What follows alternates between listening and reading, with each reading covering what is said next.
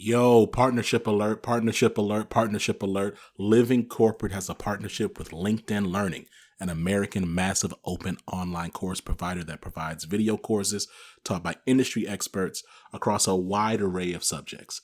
Now, the partnership is because Living Corporate has courses on LinkedIn Learning focused on diversity, equity, inclusion for leaders, career professionals, and anyone really looking to upskill themselves and be better allies. So make sure you check out our courses on LinkedIn Learning by clicking the link in the show notes. And let's just say you don't want to do that. You go to LinkedIn Learning on LinkedIn, search Living Corporate. We'll be right there. All right? Peace.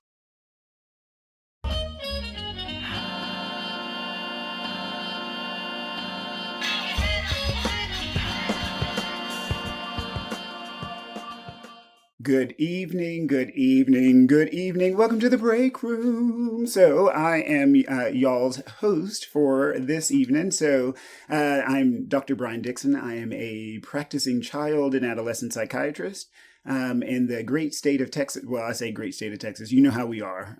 It generally is a pretty good state. So coming out of Fort Worth, I get the opportunity to work with lots of kids and adults to help them live their best lives, and I have the best job in the world. The Break Room is a podcast about mental health for Black folks in the workplace. We try our best to always make the content relevant and try to keep it up to date. As always, if you have any questions, we welcome questions in the chat box, or you can also email us at thebreakroom, breakroom at living-corporate.com, because we're part of the Living Corporate Empire. And so we are super stoked to be here tonight. I get to hold it down for the whole entire team. So I want to give a shout out to Dr. Bama Shigbin for giving me all of the research that we're going to talk about tonight for frontline workers. And so we'll get to that soon. The way the break room works, y'all, it's a conversation. So imagine if you were back in the workplace, which some of y'all will be going back into, and you're going to the break room and you get something to eat and you're just kind of chit-chatting with your friends, catching up on the news. That's kind of how we've structured the podcast. We always start off with the spilling the tea. And so I have an idea that I want to talk to you all about is current events and our take on the current events. And I'm going to give my opinions. And then we go into the topic of the web episode. And today we're going to talk about frontline workers and talk about the research there. And then, of course, we always take any audience questions. If there are any questions, like I said, you can put those in the chat or you can email us. And then last but not least, we talk about the last nerve, which is that one or two or three things that have gotten on your nerve for the week that you need to get off your chest. And so we set a time limit and then we just go ham for the 60 to 90 seconds, depending on what's going on. And so hopefully tonight y'all will enjoy that. So let's start off. Normally with the tea, we go back and forth, but since it's just me tonight, I'm going to give you my opinion. And the tea, I don't know if y'all have been on Twitter. I don't know if y'all have been paying attention at all, but there is a Pulitzer Prize winning MacArthur Fellowship Grant, Genius Grant recipient named Nicole Hannah-Jones, and she is awesome. So I follow her on Twitter. She coordinated with the New York Times to create a project, a journalistic project called the 1619 Project, where they talk about the funding of the country being when Black slaves arrived on these shores. And it's gotten a ton of pushback from conservative circles. And when I say conservative circles, it's not, I know I have conservative friends. I know conservatives. This isn't conservatives. This is racist people. And so the tea today is, what do we do about it? Because Dr. Hannah-Jones was getting ready to be considered for a tenured journalism position at the UNC Chapel Hill campus, which also happens to be her alma mater. So in other words, she went through school and she paid them money to get an education, use that education to better all of our understanding about who we are as a people and as a country. She has the opportunity, and reading through the article, it showed where she went through the process that all academic people do. So for y'all that are at the corporate workplace instead of the academic workplace, in a nutshell, when you're in academia, you're expected to not only teach, but also produce stuff, research, things like that. And she did all of that. She has all of the accolades. The problem is when she got there and she submitted her application and got support, the Board of Regents, or maybe the Board of Governors, I don't know what they call themselves, but they're racist. Let's just be clear about that. They denied her ability to get tenure, which typically in most places is not a board level function. It's more of a faculty decision. So the faculty will get together and say, hey, we want this person. They're really awesome. And then they will submit it to whoever the board is of the university. But it's mainly a rubber stamp. That's what happens. Well, a lot of people on the Board of Regents at UNC in the UNC system didn't like that, and they actually pushed back. And so, yeah, so I think that's a lot of nonsense and bullshit. And I cannot believe after a whole year. So today is the remembrance, the 1 year remembrance of the George Floyd murder. I cannot believe after all of this, after all of the marches, after all of the discussions about being more inclusive and equitable, and all the people coming out and giving Black companies money and let's do better in venture capitalists, all of this, we are a year into it and we still have people showing their ass. Like, it just blows my mind. And it's completely, to me, irresponsible. Because what are you trying, what is the Board of Governors saying to the Black students at UNC Chapel Hill? What they're saying is, we are going to take your money and we don't care. And it's unfortunate because the faculty do care. So most faculty in major institutions, major colleges, they care. So I'm sad for the students. I'm sad for Dr. Hannah Jones. Keep your chin up. It's going to get better. Hold people accountable. At the end of the day, this is the time where we hold our white allies accountable. So a couple of podcasts ago, we talked about creating and cultivating allyship and then holding allies accountable. And this is a prime time to hold allies accountable. And so that's the tea today, y'all. I'm just follow it on Twitter. You'll see it. If you do follow Dr. Hannah Jones, make sure to give her a shout out because she is being amazingly graceful in all of this, and she's just kind of taking a step back. And I think that's badass because that is class personified. Instead of getting all into the weeds, she's just taking a step back. So give her a shout out if you can. So that is the tea today. We're gonna mosey on over to the topic of the day. So we're going to talk about frontline workers and some of the research behind that. First off, as Dr. Lawanda always says, we have to acknowledge our own privilege, right? So a little bit about me, and then we're going to jump into the topic. And like I said, if you have any questions, put them in the chat. So I grew up in East Texas, grew up super poor. But one of the things that I did when I was 16 is I got my first job at a place called Eckerd Drugs. Some of y'all may remember that. It's kind of like Rite Aid or CVS before they became a household name and popped up on every corner, especially in the South. So Eckerd Drug was my first job, and I got to work at the front register, and then I went to the photo lab back when pictures cost like 25 cents a picture, and it was really expensive. Then I moved back to the pharmacy. And I was essentially a frontline worker. That was where I would open the store, I would order, I would unload the truck, I would clean the toilet. And y'all, public toilets are nasty because some of y'all are just nasty. I'm just saying, right? And since then, I went to college and medical school. And so now I don't have to do a lot of the frontline work because as a psychiatrist, I am kind of a tertiary. It takes a few steps most times to get to me. And so while I'm not frontline, in certain circumstances, psychiatrists can be essential. So if you go into the ER or a psychiatric ER, you'll run into a psychiatrist. But what this pandemic showed us is that there are some folks who don't have that privilege. There are some folks who are on the front lines. They could not call in because maybe they didn't have the time or they're not in the position to be able to do so. Maybe they're unfortunately the breadwinner, right? They're the sole person in the house that has to provide. And so as a result, a lot of those folks still had to go to work even when we didn't know anything about this virus. And it put them in a position where they were exposing themselves or getting themselves exposed to certain things. And so we want to give a shout out to those folks.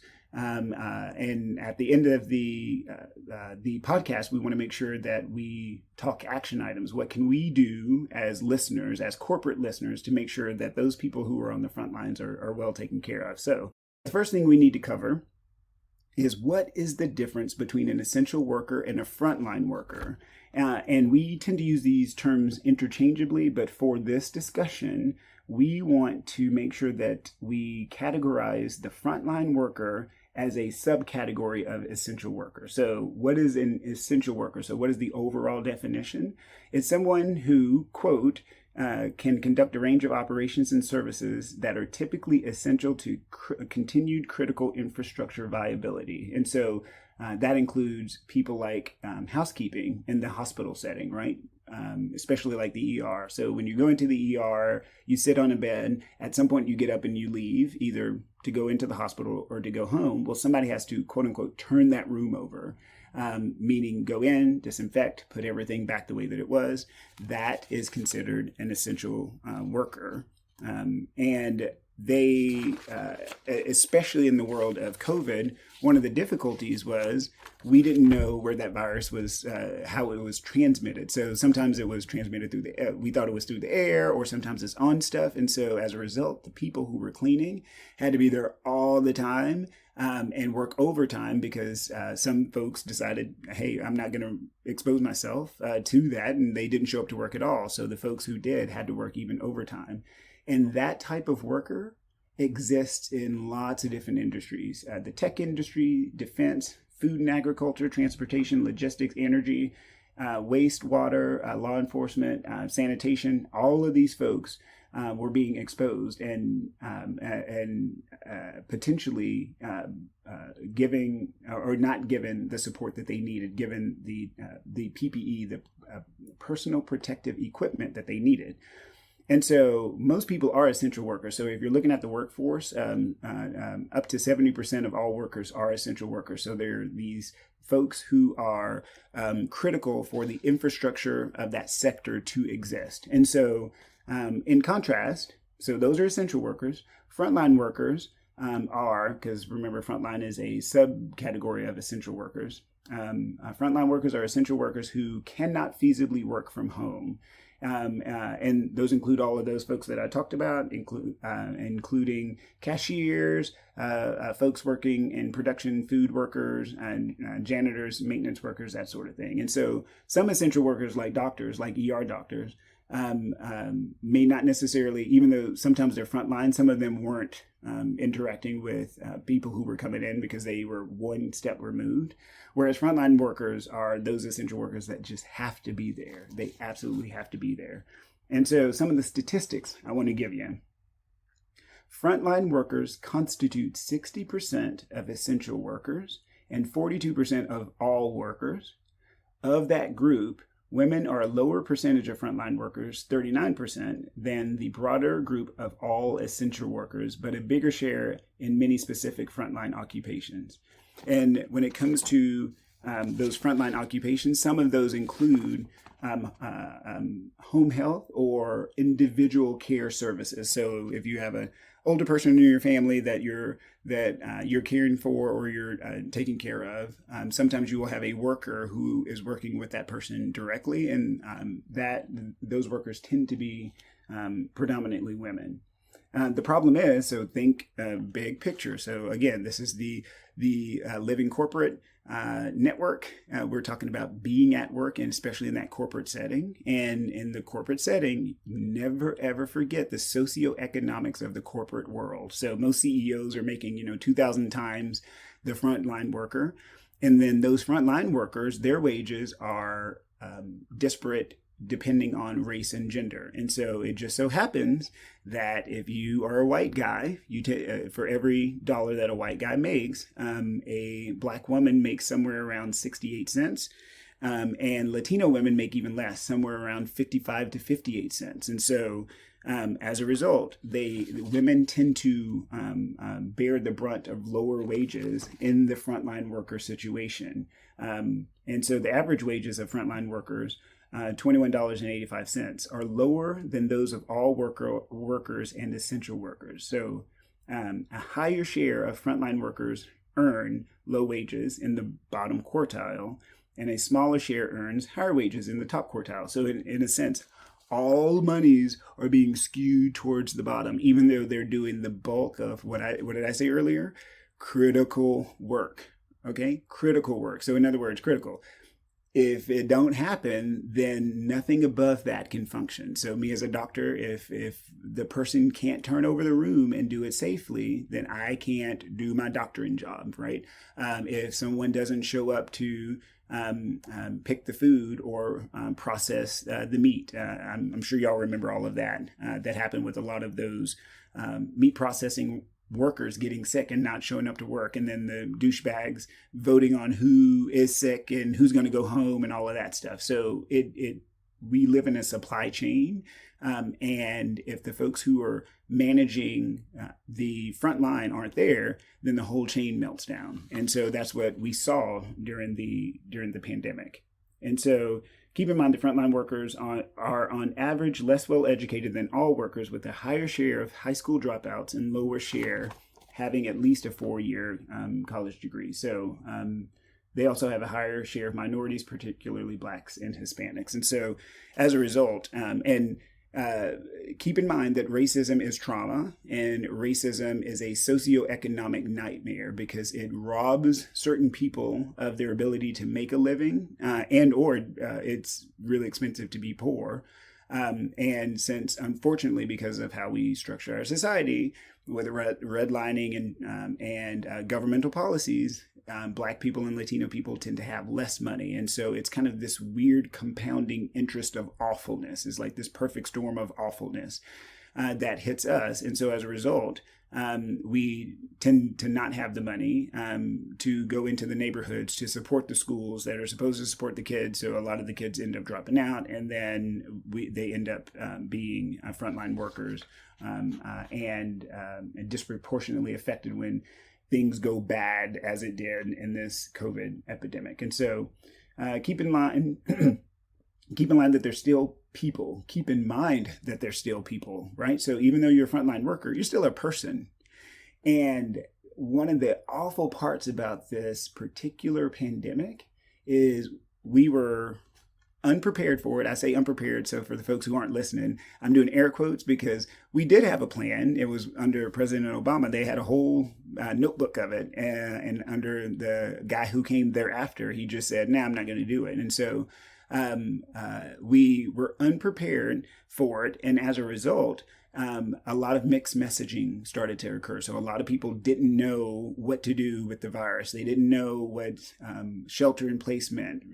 They didn't know if they could go out. They didn't know that we should wear masks everywhere. That mask mandate came really, really late. And so as a result, a ton of people were exposed to this virus, or people who had the virus. And what tends to happen when you can't see something that can kill you, that could be in the room? Well, that's going to make your fight or flight system go sky high, right? You're going to start worrying, oh my gosh, am I going to get sick? Can I take care of my family? What if I don't go to work? What if I do go to work? All of that trauma and all of that stress is going to show up somewhere.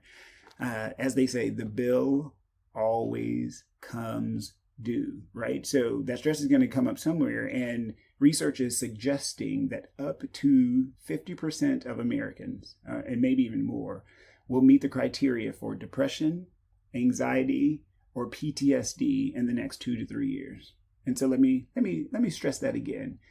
Up to half of the population will meet the criteria for depression, anxiety, or PTSD, which it just blows my mind, because we don't have that many psychiatrists and therapists and psychologists to manage all of that.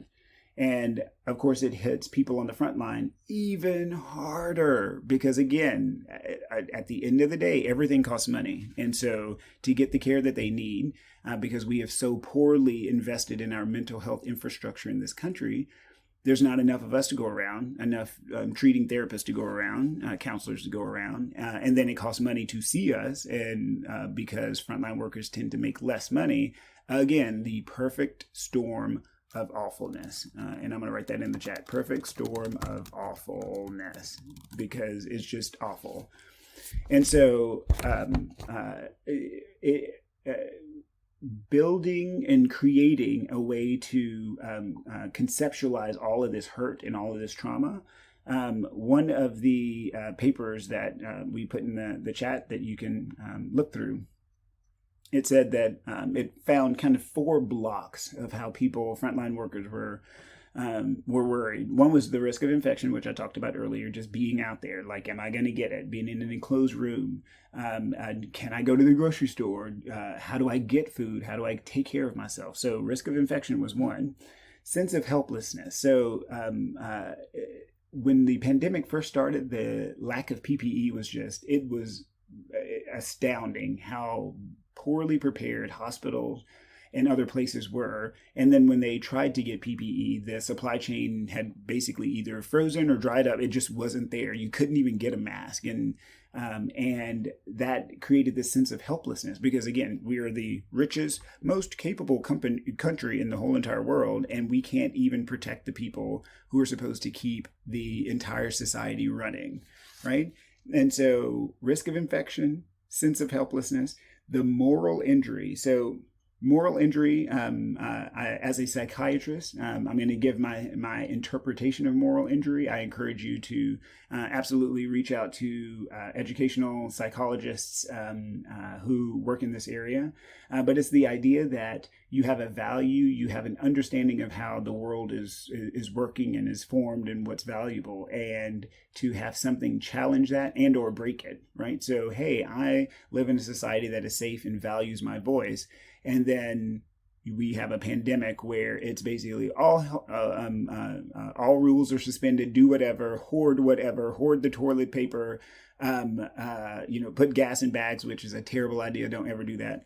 And so, what do you do with that, right? Because we had a mutual understanding as a society of, hey, I'm gonna not hurt you, but you're now refusing to wear a mask. And if you're refusing to wear a mask, doesn't that hurt me? But you're not getting in trouble for it, even though we're a country of quote unquote laws, right? So how do you manage that? So that moral injury is super, super tough, and it still is very pervasive even today. And so risk of infection, sense of helplessness, moral injury, and then the lack of social support. And so if you noticed that when the pandemic hit, everything kind of went virtual all at one time. And unfortunately, a lot of people don't have access to the digital infrastructure to get shit done, right? Oh, we're going to, if you have kids, we're just going to put them online. Well, some people actually don't have access to the internet. Oh, well, you can just order your groceries online. Well, some people don't have a debit card to connect to a food delivery service, right? So those 4 areas, so especially for frontline workers, hit them really hard because, hey, we thought we were doing what we're supposed to do. You work a full-time job, right? Pull yourself up by the bootstraps. We're doing that. We're working a full-time job, yet I'm not being taken care of. I am completely disconnected from people. I still have to show up to work and put myself at risk. And I don't feel like I'm getting any help because if y'all will remember, those stimulus checks didn't come rushing out of the government. They came at a trickle and a fight. And so what do you do with that? Well, you sit with it and you go, man, that is really messed up. And how can we create a society that values people who do the work that need to get done because they're crucial, it's vital? How can we create a more just and equitable way of doing that? And so I pitch to you that starts with having the conversation, which is why we're doing it on the break room right now. As corporate folks, especially kind of middle managers and up, the first thing, y'all, you have to keep in mind is you have to hold the people above you accountable. So culture of a company starts at the top: CEO, C-suite level, CFO, CIO, your human resources person. All of those folks are setting the cultural tone of the company. And if they don't hear from you, then you're not going to build a just and equitable workspace. And so hold them accountable. Ask them what they're doing to make sure that the people on the front line who are helping you do your job are protected and cared for. Ask them how much PTO they get. Ask them what type of sick leave or child support. So child ability to let them take offer kids and childcare and births of their kids. So all of these things somebody has to speak up for, unfortunately, because how power differentials work in the corporate space. A lot of people on the front line can't always try to advocate, or if they do, if they try to unionize, sometimes that backfires as well, because some companies are just greedy and evil. And so I throw out to you, you in the middle and y'all upper middle management, and then of course C-suite, speak up. This is your time. We're living in an age of kind of a reckoning, and now's the time to speak up and be that ally. As we talked about in the last couple of weeks, allyship means that you're going to be uncomfortable. You may actually even get in trouble for it, but you do it anyway because it's important. And so that's how those folks in the middle can speak up, and I highly encourage you to do so if you want to actually make a change. So that's number one. Number two, you have to vote. At the end of the day, if you don't vote, I don't know what's going to change. So please make sure that whatever your local elections are, when they are, make sure that you are voting. Make sure that you educate yourself about those issues. Number three, put your money where your mouth is, right? So if you're spending money with companies who are doing stupid, shady shit, they're going to continue to do stupid, shady shit because you are endorsing and complicit in stupid, shady shit. So please don't do that. Put your money where your mouth is. Buy from companies, buy local if you can, but and if you're going to do a national or a corporate company, that's fine, but make sure that you read through all of those promises that they made to Black folks, all of those promises that they made to their frontline workers, all of those companies who were helping to buy pizza and bang pots as people are walking to the hospital and going to the grocery store. Make sure that you patronize those locations and those stores where they are being supportive. I think it was Kroger who gave a heroes bonus and then took it away, right? So the people working at Kroger were making quite a bit more money. And then turns out after a while, they were like, well, I guess we're done. And then they stopped. And that's just asinine, because at the end of the day, yes, grocery is a razor thin profit margin business, but these major companies are not hurting in the grand scheme of things. So demanding and asking for higher wages, better, safer workplaces, I think are fair. And I'm a business owner, so I run a couple businesses. And one thing that I know is you have to create a just and equitable workplace where people feel safe and they feel supported and they feel valued. And that starts at the top. And so I work really hard to try to cultivate that culture and pay people what they're worth. And so, yes, companies can do that, and but sometimes you have to hold them accountable. So, alrighty. So those are the ways that you can hold the folks in power. You can hold them accountable to make sure that you have a workplace where frontline workers are valued. And so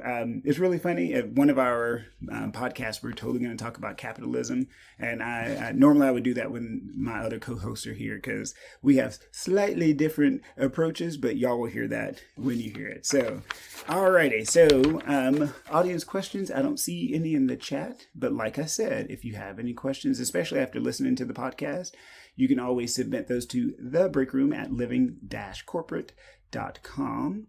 And as we gear up to, and we'll end a little bit early tonight, but let me get my phone out because I want to give y'all the last nerve. And I've been thinking about this all week, and it just hurts my heart, y'all. It just really hurts my heart. So let's get to the clock, and we're going to put 90 seconds on the clock.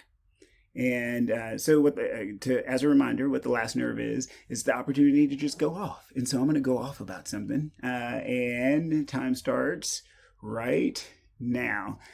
So I don't know if y'all noticed, but on January 6th, we were all shown that there are white supremacists and racists who don't give a damn about this country because they went and violated one of the central buildings to the democracy. They just went in, tore things up, killed people, killed officers, hurt people, destroyed property. And you would think that it would be in everybody's best interest to make sure that you investigate that, right? 9/11, we investigated it. Anytime that Benghazi, we investigated it. And there are people literally right now in our government, Republicans, again, quote unquote Republicans, who are saying, no, we're good. Whatever the Justice Department is exploring is good. We don't need a bipartisan commission to do so. And y'all, that's straight up bullshit. Y'all know it. I know it. At the end of the day, just like in the corporate world, if you don't hold the people accountable, then you're complicit in the shit. And I say to y'all, hold your representatives accountable. If you live in a district with Republican representation, call them, hold them accountable. If you need to call them out on social media, you call them out on social media. We cannot let this one thing slide, because if we let this one thing slide, they're going to do it again and again and again. And that's what Mitch McConnell does, because he's a horrible, horrible person. Now, with all that said, do what you can do. Call, speak up. Do not let this slide. At the end of the day, if we let this go now, it will only get worse. And so I'm asking you one last time, hold them accountable. Okay? So that is my last nerve. I have really enjoyed walking through this journey with y'all today on The Break Room. We try to be here every Thursday, so catch us next week.